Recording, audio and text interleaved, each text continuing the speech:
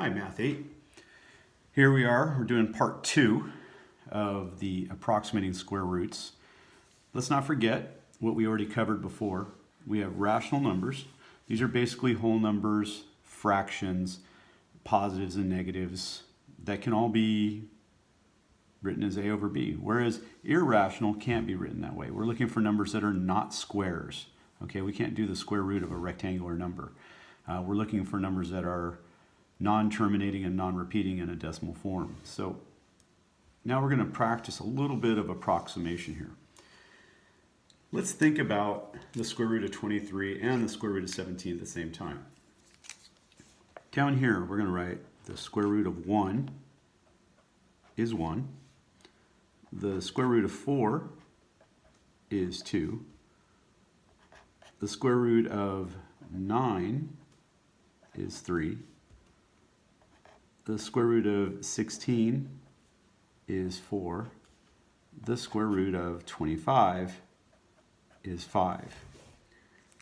Now we were able to determine the square roots of all these square numbers because they're perfect squares.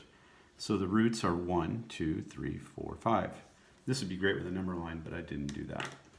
So now let's determine an estimate of what is the square root of 23. Now here's 5 and here's 4.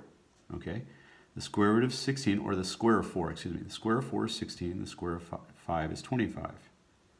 23 falls in between 25 and 16, but it's much closer, okay, it's much closer to 25.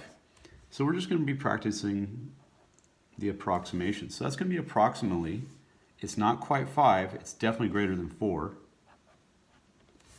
And because of its proximity to 25, we're going to say it's about 4.8. And I bet you that's not even dead on correct. Let's just take a quick look here. I'm going to take 23, and I'm going to hit my square root sign, which is right here. And it's 4.79. So I was really close. I was really close. All right, now B, the square root of 17. Okay, let's take a look at these 5 pieces of data here. Here's the square root of 16. Now the square root of 16 is 4 because 16 is a perfect square. 17 is a little bit past that. So we know that if we were going to try to estimate it, we definitely could put a 4 and a point.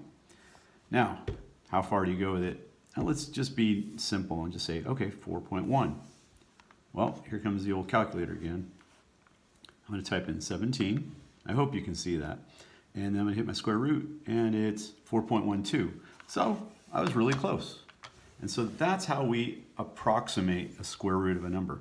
We look at the perfect squares, and what we do is we sort of triangulate the idea. It's like we got this factual piece of data, we have this factual piece of data, and then we have this data. And what we do is we try to find where it's located in between the perfect squares.